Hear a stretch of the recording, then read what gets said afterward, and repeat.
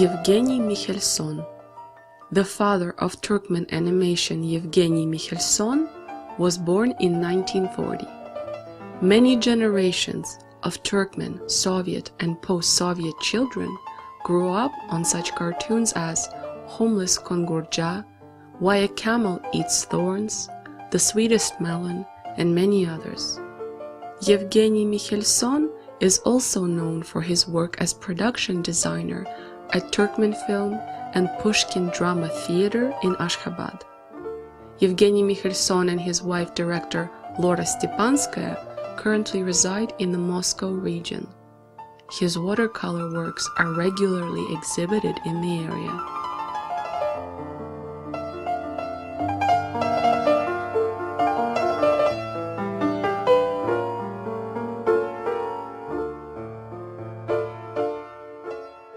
Это я с трудом вспоминаю, как это все произошло. Но это, наверное, художественное училище, где он занимался. Я приехал в это время из Ленинграда. И когда я оказался в художественном училище в Ашхабаде, там оказались в фонде училища мои работы еще вот, учащегося. И как-то там много очень ребят из художественного училища стали мы дружить. Ну и Дурды, конечно, оказался. Мы просто с ним оказались не просто друзья, а мы дышали одним воздухом. Это по-настоящему вот, вся жизнь, в которой мы вот прожили, при встрече, при рассказах, при воспоминаниях, мы просто одинаково совершенно думали. Это чувствовали более того. Вот его улыбка, вот если видели вот автопортреты, просто его улыбка до такой степени светлая, так она вот притягивает тебя. Если мы с ним где-то встречались, ну, через какое-то время в городе, и где-то метров за 20 я уже чувствовал вот его это, ну, тепло, что ли. Вот до такой степени мы были одинаково как-то мыслили и чувствовали. Молодость, конечно, у нас была веселой. Много мы покуролесили. И Гузель, бедная, так это немножко пострадала. Ну, все равно она нам прощала, потому что ну, чувствовала, что мы хорошие люди. Просто много мы так и писали, с ним ездили на этюды. Много просто так встречались поговорить. Как-то мы сидели у нас дома, и долго, где-то часов до 2 ночи, так это. И потом Дурды говорит, давай пошли ко мне, у меня там тоже что-то есть. И мы вышли, и вдруг увидели где-то над городом колоссальное зарево. Такой свет был потрясающий, нас заворожил этот свет. Мы с ним бросились в обратную сторону от его дома и оказались около стекольного комбината. Там профилактика была, и выливали это стекло. Громадный бассейн, там где-то метров 10 на 10, и выливалось это стекло расплавленное. И вот нас заворожил вот этот вот потрясающий вид этого бурлящего огня, мощь такая. Мы с ним там, ну, я не знаю, часа 2, наверное, простояли, просмотрели просто. И вот это чувство, ну, одинаковое, как-то нас так связывало, одинаковое понятие вот этой красоты, мощи вот этой. И вот его, я сейчас вот смотрю на каталоги его работы, они вот напоминают вот ту самую мощь вот этого расплавленного стекла. Его живопись просто по-настоящему мощная, именно мощная. Вот если мои акварели, они какие-то, в общем, акварельные, то здесь именно понятие жизни, ну, плотно, точно. И через себя, через вот, я не знаю, свою душу, это вот видно в его работах. И при встречах, когда вот он писал мой портрет, я видел, что он прямо вот где-то здесь. Он смотрит на меня и видит меня полностью, видит вот просто мою душу, видит то, что я думаю. И вот мне кажется, что вот весь портрет был сделан очень точно я, потому что мы просто знали друг друга, и он знал меня очень хорошо. Жалко, что его нет, и иногда просто мне кажется, что нет, он есть. И не кажется, потом я просто уверен, что он есть, потому что такое не может просто так куда-то уйти. Он рядом. На эту тему мы давно с ним говорили, что, просто так, слушай, давай напишу, давай твой портрет напишу, давай. И здесь как-то оказалось, что у меня и время было между фильмами, и как-то мы так встретились, и он прям, давай и все, и хоть ты трясни, садись, я тебя буду писать. Ну и, в общем, оказались в мастерской, и он писал. Он заезжал за мной, забирал и вез. Я не мог отбрыкиваться от его желания написать портрет. И портрет, по-моему, очень точен.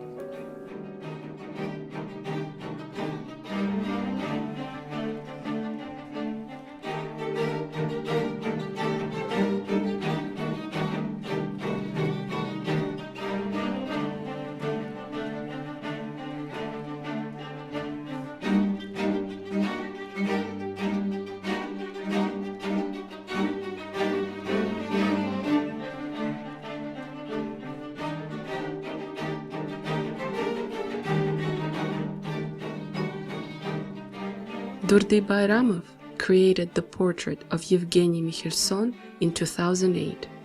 It is currently preserved at the Bayramov Museum in Toronto. Просто кто-то встречаемся и, слушай, давай поедем на этюды. Давай, ты где собираешься? А вот Дурды обычно, он-то лучше знал вообще Туркмению. Давай поедем в Багир. Вот там я видел такие потрясающие горы и хорошие кусты интересные. Давай, я свободен, поехали. Пишем. Что-то не получается, Дурды, давай снова так давил на меня по-настоящему. Давай, все, и хоть ты тресни. И мне приходилось просто переписывать что-то. Это интересно. А иногда просто он, это как раз. Он понимал, что я могу и что я не могу. Весело мы проводили время по-настоящему. В общем, интересно. И очень много смеялись, очень много. Вот Лора как раз рассказала, что анекдоты он здорово понимал и хорошо реагировал на все эти шутки. И самое интересное, что мы всегда с ним много смеялись. Это правда. Просто вот как-то находили какие-то темы такие, что добро прям из него лилось. Вот у Дурды не было врагов. Это абсолютно точно не было врагов. Кстати, у меня тоже нет врагов. По-настоящему, серьезно, нет врагов. Есть, которые так, это просто я безразличен и не любят, но чтобы враг по-настоящему. У Дурды, вот я совершенно не знаю, чтобы его кто-то ненавидел. До такой степени он был добр, из него вот это добро просто выливалось совершенно. И, по-моему, люди просто к нему по-настоящему тянулись. Не знаю, в общем, приятный человек по-настоящему был. Мне кажется, и не представлял себе другую жизнь совершенно. Как?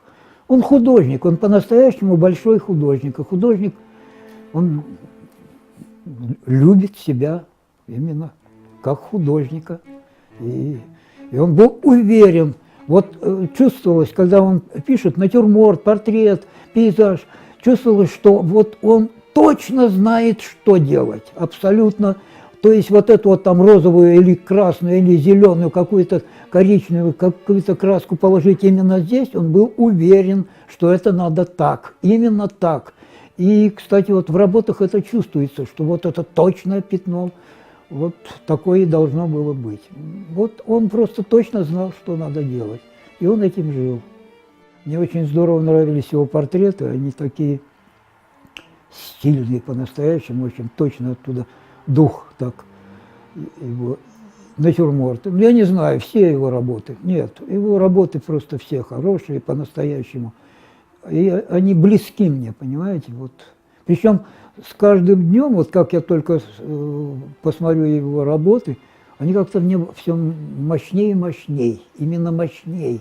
Не красивее, не лучше, а именно вот сила вот такая вот его именно живописца. Вот вопрос об окружении. Ближайшее окружение – это Нуры Холмамедов. Это величайший композитор, по-настоящему величайший. Тоже наш друг, и он мне писал, наверное, для 10 мультфильмов музыку. Причем интересно, когда первый мультфильм «Бездомный Кунгурджа», это 71 год, кажется, и я ему говорил, ну, как режиссер, говорю, вот ты знаешь, вот здесь вот то-то надо, то-то. Он так улыбаясь, говорит, знаешь, делай свое дело, я, наверное, все-таки знаю. Человек, который уже написал для нескольких художественных фильмов музыку, и вдруг тут для мультфильма я ему объясняю, что надо делать.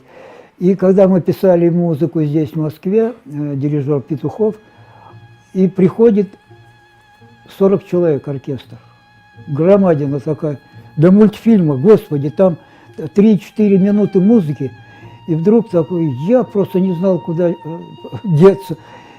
И никак не мог понять, хорошая музыка или нет, песня там поет Клара Румянова песню.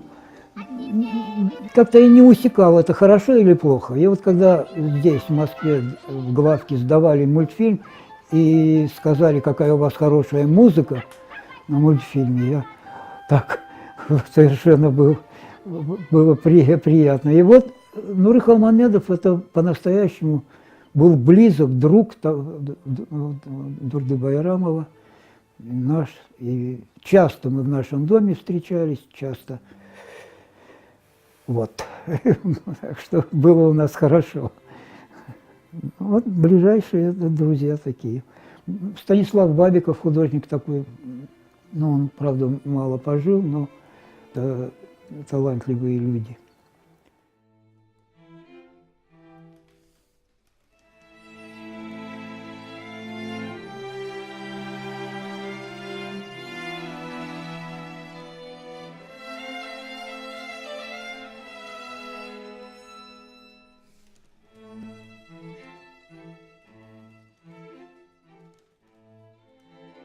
Durdy Bayramov created this tribute to artist Stanislav Babikov in 1978, soon after Babikov's death.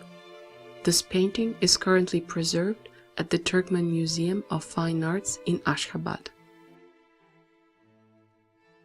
Дурды должен, я не знаю, там, на том свете, радоваться, что у него такие дочери, хотя он при жизни, конечно, был просто очарован, как и я, например, его дочерьми. То, что придумала Киик, это потрясающе здорово. Это просто музей, то, что она задумала. То есть она дочь своего отца. То есть добро, вот это добро продолжает жить. И то, что я сказал, что Дурды с нами, вот благодаря, опять же, Киик, благодаря этому музею, он на самом деле, он жив. И это точно нужно людям, не только нам, которые его хорошо знали, это нужно будущему человечеству абсолютно точно, абсолютно.